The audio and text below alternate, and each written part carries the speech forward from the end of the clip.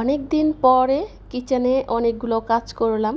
আমার কিচেনটা তো খুব ছোট, তো সেটাকে কিভাবে কি করে একটু বড় করা যায় সেটাই করেছি এবং গিলা কলিজা রান্না করছি। তো সকাল থেকে কি করছি অল্প অল্প করে শেয়ার করলাম।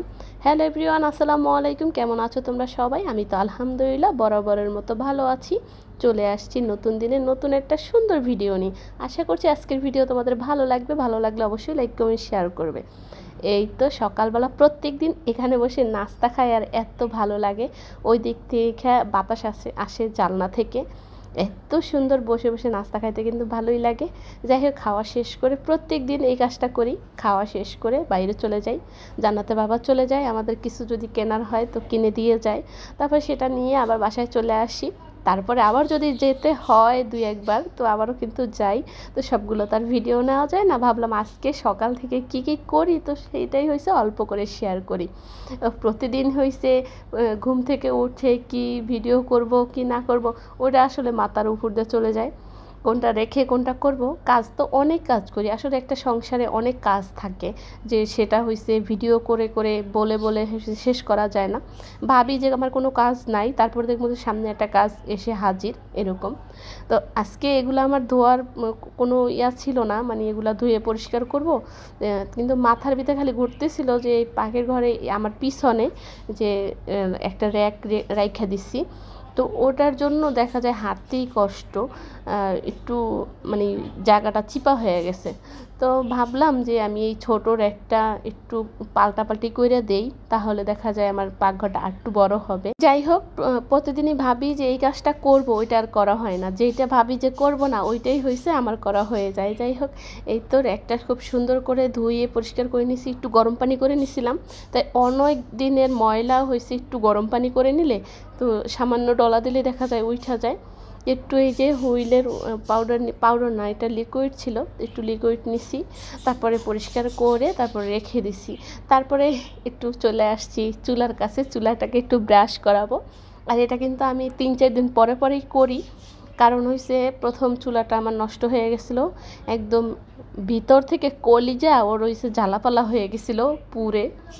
আর এই চুলাটা নিয়ে আমি খুবই কিন্তু মানে কেয়ার থাকি যে আমি যেই আগে যেই ভুলটা করছি ওইটা না হয়ে যায়। তো 2-3 দিন পরে দেখা যায় এটাকে এরকম দাঁত ব্রাশ করাই।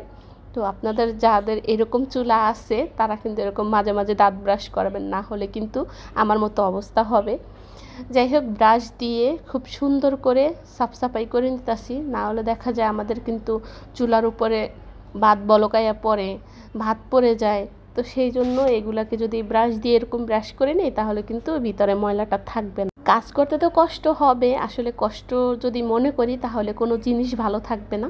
একটু কষ্ট করে যদি করে নিই তাহলে দেখা যায় আমাদের জিনিসগুলো অনেক দিন হয়েছে ব্যবহার করতে পারবো সুন্দর করে। যাই হোক, সব কিছু মুছে পরিষ্কার করে চুলাটাকে একটু নামিয়ে রাখবো। আর 2-3 দিন হয়েছে ভাত পরে আবার একদিন চা পড়ে গেছে, তাই চুলার নিচের অবস্থা খারাপ, তেলাপোকা হয়ে যাওয়ার সম্ভাবনা আছে। তো আমি হয়েছে 2-3 দিন পরে এরকম করে পুছে নেই। হয়তো 2-1 দিন আবার একটু দেরিও হয়ে যায়, আসলে বলা তো যায় না, রেগুলার এই কাজগুলো করা যায় না। আর যাদের ছোট বাচ্চা আছে তাদের হয়েছে এই কাজগুলা কিন্তু প্রতিদিন করতে পারা যায় না, হয়ে ওঠে না সময়ের সাথে। যাই হোক, 3-4 দিন হোক 5 দিন হোক একবার করে এগুলো যদি মুছে ধুয়ে পরিষ্কার করে নেই তাহলে কিন্তু তেলাপোকা হবে না।